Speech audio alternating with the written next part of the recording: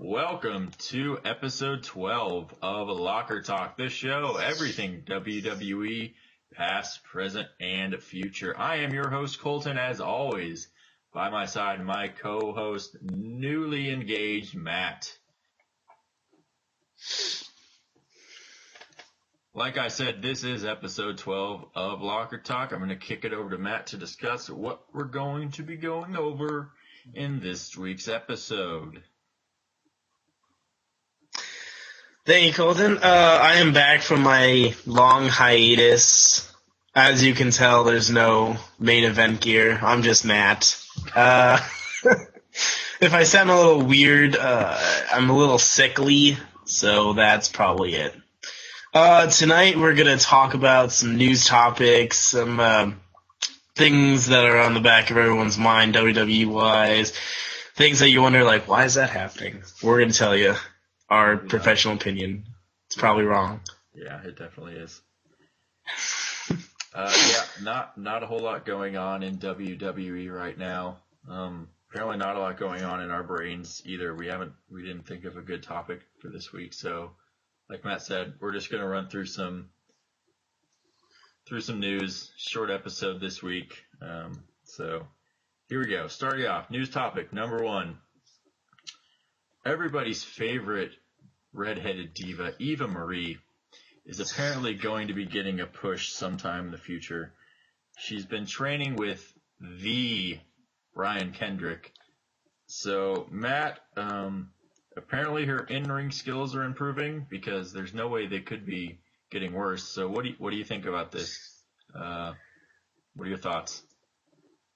I love the hair. The hair is a definite plus, but there are other divas deserving of a push that have worked harder and longer. On Eva Marie, it seems like she's geared towards total divas instead of being an actual woman wrestler. I feel like they should bring someone up from NXT to give them a push. Or both Bellas seem like they've really enhanced their wrestling abilities. So they have those guys. Everyone loves to watch Natalia wrestle. It just seems like there are so many people. Like, why did they throw a dart at a board and say, that's it, she's the one? She's the one. This doesn't make sense to me. Yeah, I don't get it either. I guess we'll see. I mean, if she does do better, I'll be pleasantly surprised, and it'll be good. But like you said, I'd much rather see Natalia or Charlotte or Sasha Banks or anybody else. But hopefully she does better. No one obviously likes watching her wrestle at this point. So really, the sky's the limit for her, and I hope she does well. But I'm not gonna hold my breath. Speaking of divas who are getting pushes, apparently Lana will be soon getting the John Cena treatment. Apparently they're wanting to push Lana as the female face of the company soon once they are done establishing her as a baby face. So it seems that she's going to be breaking up with Rusev. Part of the plan that I saw was to let it be known that she's actually an American. Who knew? Shocking. Shocking, indeed. So, what do you think about this? Do you think she has what it takes to be the female John Cena? No, not really. We've never even seen her wrestle, and to be the female John Cena, you'd have to be wrestling. Yeah. She seems more like a model type, like, doesn't get the hands dirty at all. So I don't see how that would work. She's manager material. She manages people. I could see that. I could see her being a decent manager now that Paul Heyman is just out of the picture altogether until further notice. But as for female face of the company, I mean, once again, back to the old topic, we have, like, Natalia, we have all these other divas. It just seems like they're throwing darts at a board once again with this one. That's a WWE creative team for you, though. Yeah. I honestly, I don't think she has any wrestling training at all. Like, I really don't know what they're meaning by pushing her as the face of the company as a female. I mean, I assume they're going to have her, doing all the Make-A-Wish things, doing all the company support stuff, but on screen, I'm not really sure what she's going to be able to do. But yeah, people seem to like her. She does a great job as a manager for Rusev, and so I don't know. We'll see how it goes from there. And I feel like I scheduled these out pretty good. We're going to segue really well. Speaking of John Cena, people like to talk about how John Cena and the WWE, they have a very close bond, and so John Cena does whatever the WWE tells him to do. Well, it appears like this goes both ways, and that if you heard a few months ago, John Cena was looking to have his own reality show outside of WWE, and it appears that WWE is now wanting to have a spin-off of Total Divas revolving around the Bellas, John Cena, and Daniel Bryan, because we just can't get enough of that hot Total Divas action. So, Matt, why do you think they're doing this? Why should anyone care that they're doing this? What do you think? We're pulling his strings here. We're glad to get a topic for this show. This is like them trying to be MTV. I don't know what they're doing.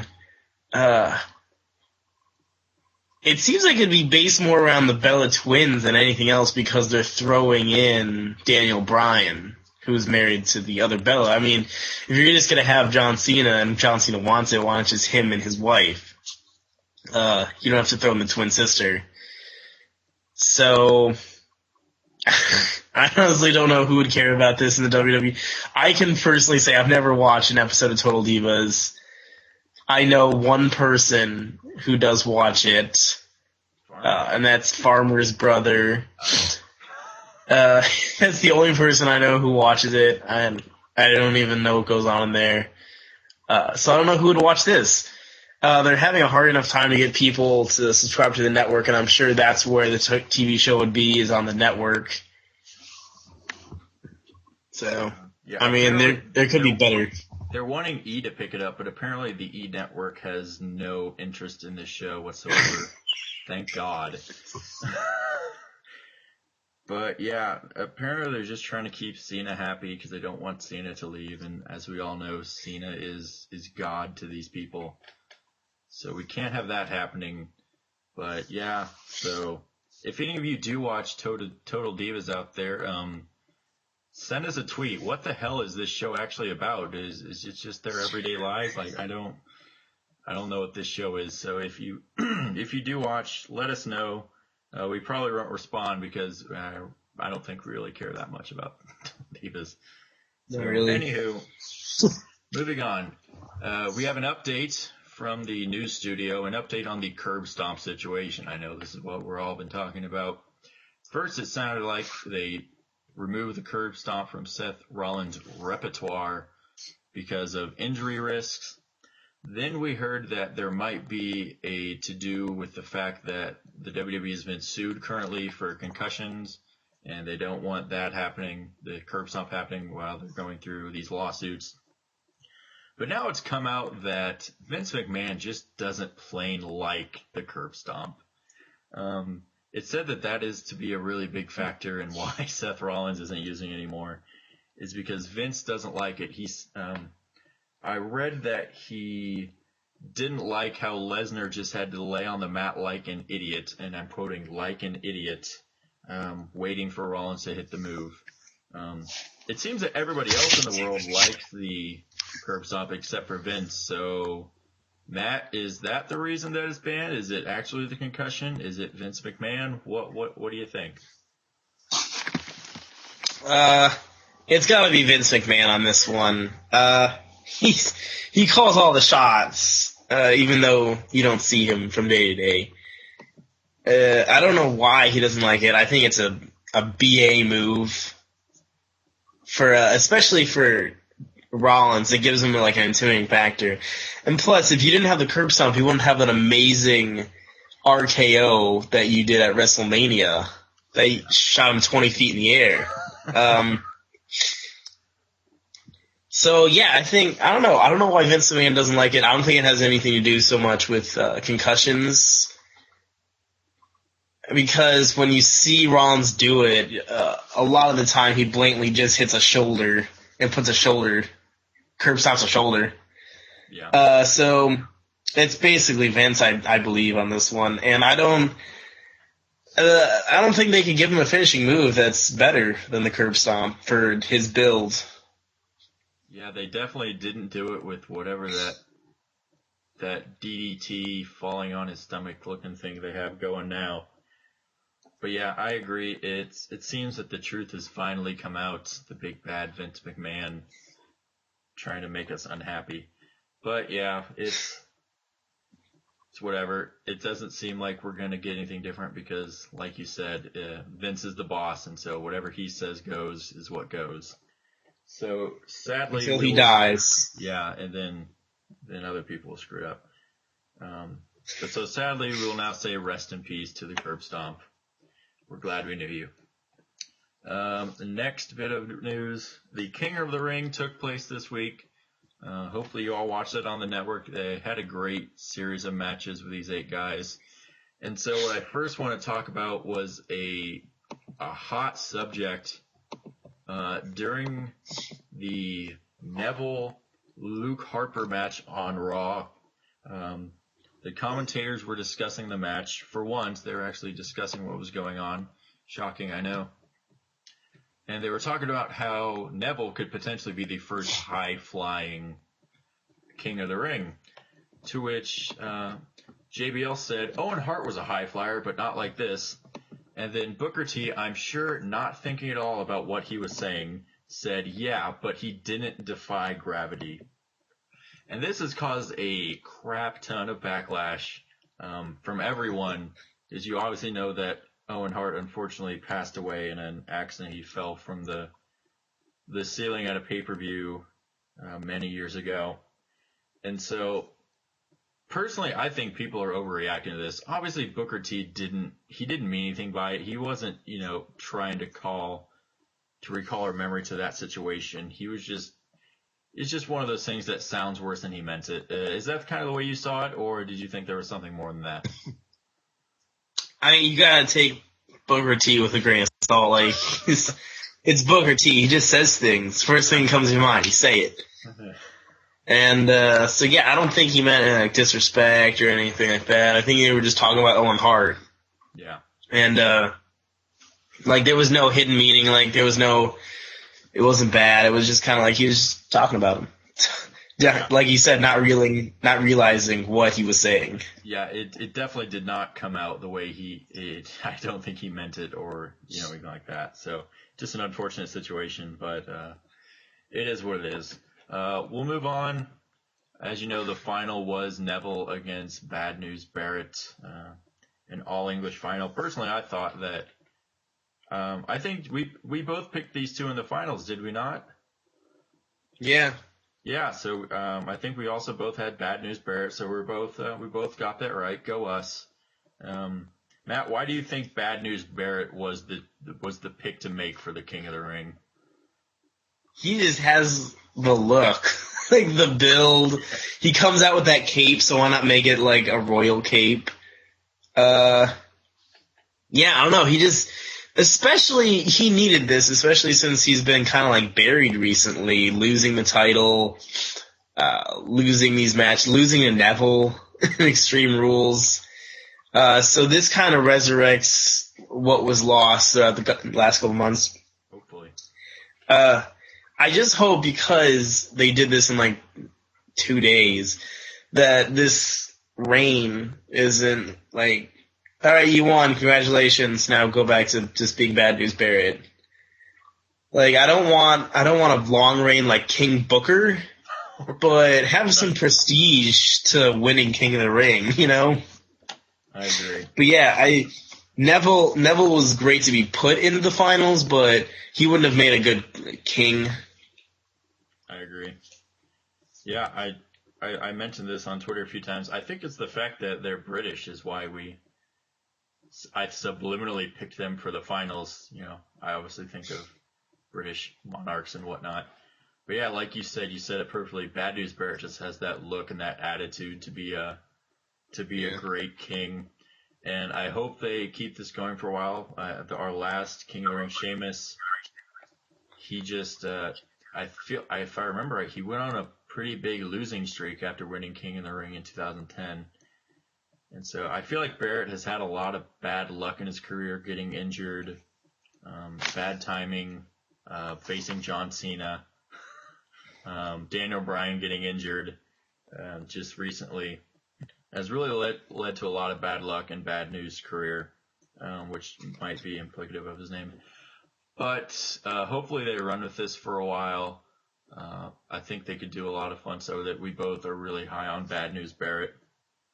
And so yeah, I think that's really all the news we had. Not a lot of stuff for this episode, like I said. Matt, I know you have at least one announcement to make, so what is that announcement? I do. First, though, I'd like to say thank you to all those who congratulated me, all the couple, 3 of you or something like that, who tagged my personal page within the Locker Talk. That was awesome. Also, I want to kind of take this moment to apologize for my actions to someone, Mr. Faithful, and I think there's a couple numbers after. You tweeted something about, Koltyn did his 2 solo shows, so he's now the main event, and I kind of I replied, but my reply seemed like a snap. I wasn't trying to snap or anything. I was just trying to explain Also, I realized after I chose 2 people that I'm I don't know why I chose those people. It seems like it's making us seem like we're way more important than we are. It's just, I thought it was pretty clever. It's just the main event, that doesn't mean anything. It's just a persona I chose. Just we're still getting Koltyn for a catchphrase. Yeah, well, he's working on that. I like to think, you're the main event, but I'm the Daniel Bryan or Dolph Ziggler guy who shows up every week and works my ass off and steals the show. But that's just me. You go ahead and continue being the main event. I'll be the people's champion. So yeah, seemed like a snap, but it's whatever. Also, I jumped the gun on somebody apparently on Twitter. I read him wrong. I apologize if you're watching this. I'm sorry. Probably not. He probably hates us now, whoever that was. I don't know why I read it differently. Next week's show will be next Saturday night, your normal time, and our show will be about John Cena versus Randy Orton, who should be the face of the company. I'll let you decide who argues for who, or guess. And then also, second part of the show are your best ladder matches, and the best ladder matches you've never seen, and also forgotten about ladder matches. So we're not going to be talking about Money in the Bank ladder matches. We're not going to talk about TLC matches. We're going old school. No Razor Ramon, no Shawn Michaels. It's going to be great. You should be there. Watch it. Ladder matches. Also, sooner rather than later, sometime, we're going to have our favorite meal of the day, lunch, for a live Locker Talk. Live lunch with Locker Talk, sorry. Say that 10 times fast. And where you guys can saddle up your lunch bags and join us for a rousing time with lunch and talking wrestling. That's all the announcements I have. Koltyn, do you have any? Nope, I think you hit the nail on the head. Once again, if you would like to comment on our videos, feel free to comment right down there. Make sure you like our videos right down there, I think, if YouTube hasn't updated since I last looked at it. Subscribe to our channel. That's down this way, I think. I don't remember over there. YouTube layout. Comment straight down. Yeah. Send us a tweet. We like tweeting along with you guys, unless Matt snaps at you. Maybe not, but I'm sometimes nice on Twitter, so you can tweet me when I'm tweeting at Raw or whatever. Either way, we want your feedback. We want your input. We do appreciate all that we get. And so tweet us, comment, like the video, all this kind of stuff. Follow us on Twitter at wwelockertalk. And so with that, it is time for our hashtag of the week. And so in honor of King Bad News Barrett and one of my favorite NXT guys, hashtag all hail Nature Boy. Woo!